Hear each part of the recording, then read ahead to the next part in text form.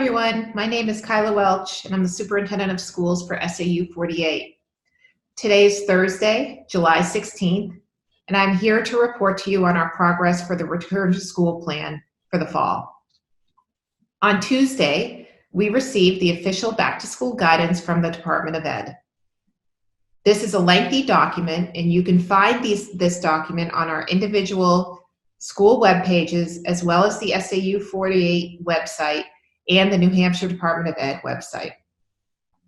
We have been vigorously reading through the document over the past few days and have started to have conversations at each building with key stakeholders on what the model might look like.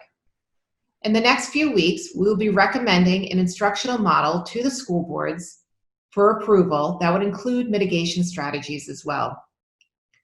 Our SAU 48 task force is compiling a handbook for our local districts that will be completed by early next week to help hit the ground running for our local districts to begin planning. We have started to slowly open up some of our buildings and our campuses for small groups. The high school is beginning some athletic practices requested by coaches that are following the Safer at Home guidelines. We have parks and recs programs at some of our schools with mitigation strategies as well. These programs have been going very well, and we are closely monitoring them to see how the staff and the students are responding to some of the in-person activities.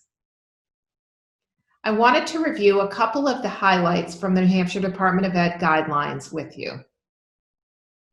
First, in some of the recommendations, there are screenings for staff, students, and visitors that are recommended. In the document, students are recommended to be screened at home by their parents or guardians. Staff and faculty are recommended to be screened at the facility prior to the beginning or start of school each day. As far as visitors, we are recommended to not have many visitors, but they also have to be screened as well at the building. As far as classrooms and organization, the recommendation is to have a minimum of 3 feet between desks or students, with really striving for the 6 feet social distancing measure. A recommendation is also to have desks facing in the same direction. As far as masks usage and face coverings, they are not mandated or required in the guidelines, but they are recommended or encouraged for students or staff that cannot remain socially distant. So for instance, there's a few areas that they call out in the plan where students would be encouraged to wear a mask or face covering. That would be when you're entering or leaving the school building, when you're entering or leaving a classroom, when you're entering seated and when leaving the school bus, when traveling in hallways, when in class and within 3 feet of each other. And then there is a recommendation for visitors to mandate to have face coverings. There's some other pieces that we're looking at as well within our reopening plan that's recommended. So robust social emotional learning curriculum or integration of how we're going to measure students after returning from a remote learning environment and during a pandemic since March. We are also planning for multiple models of instruction. So for instance, the recommendation is to come back in person with remote learning options. So if families didn't feel safe returning their students to the building, that we would support online learning or remote learning strategies. We're also asking in regards to transportation, or the recommendations from the Department of Ed, is that parents are encouraged to bring their students to and from school if they are able. This would include carpooling or individually bringing your child to school and home. This would help with the social distancing on the buses.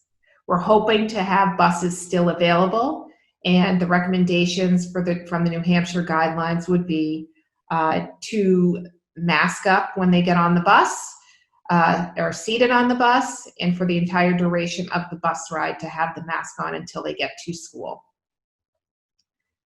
There's also some other strategies in regards to busing, including assigned seats, and then providing sanitizer on the buses as well. Other pieces that we're looking at is really the instructional model and how we're meeting kids where they're at from remote learning. So really providing some dynamic instructional strategies to get kids back on board with being in the building in a safe manner. There are many other recommendations coming from the Department of Ed that we're still trying to get through, and we're considering before recommending to the school boards.